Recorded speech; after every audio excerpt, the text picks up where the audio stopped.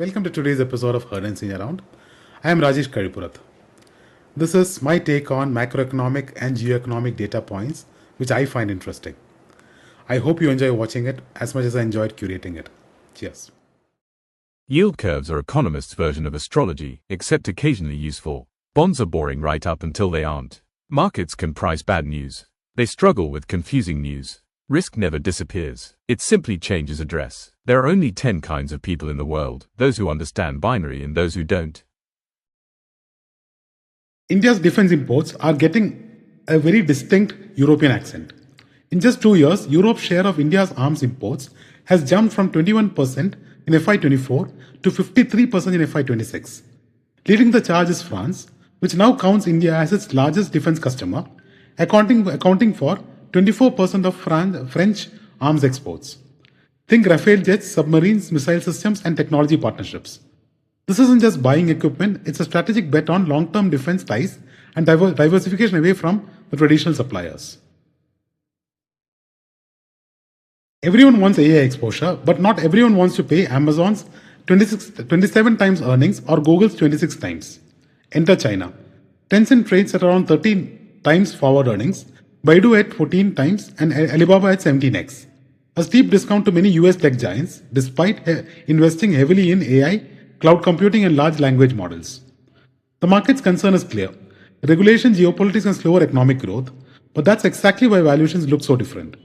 In investing, sometimes the biggest question isn't who has the best technology, it's who has the lowest expectations. Global investors are already all in. Equities account for roughly 60% of financial assets in the US and Canada, and 50% in Scandinavia and 31% in Europe. India, only about 9.5% of households invest in equities or mutual funds. That's the fascinating part. India's market isn't just riding earnings growth or economic expansion, it's still benefiting from a massive shift in household savings. Every SIP, demat account, and first-time investor adds fuel to a trend that's still in its early innings. Developed markets may be debating valuations, India is still expanding participation. India's defense tech ecosystem is growing fast, but venture capital hasn't quite got the memo. The number of dev tech startups has exploded from just 19 in the 1990s to 162 since 2021. Yet these firms receive less than 0.5% of total startup funding in India. That's a remarkably small slice for a sector tied to national security, drones, AI, robotics, and next-generation warfare. The good news, India already has 419 defense tech firms, making it one of the world's largest ecosystems. The not so good news, funding is still playing catch-up. Investors often chase food delivery and fintech. Defense tech requires patience, long sales cycles, and government contracts, but the payoff can be enormous. Sometimes you're not buying a stock market, you're buying a stock. In Taiwan, TSMC accounts for a staggering 55% of the MSCI Taiwan index. In the Netherlands, ASML makes up 50%, while Novo Nordisk represents nearly 40% of the Danish market. When these corporate champions soar, entire countries look like investment geniuses. When they stumble, national indices can suddenly catch a cold. What's remarkable is India's contrast.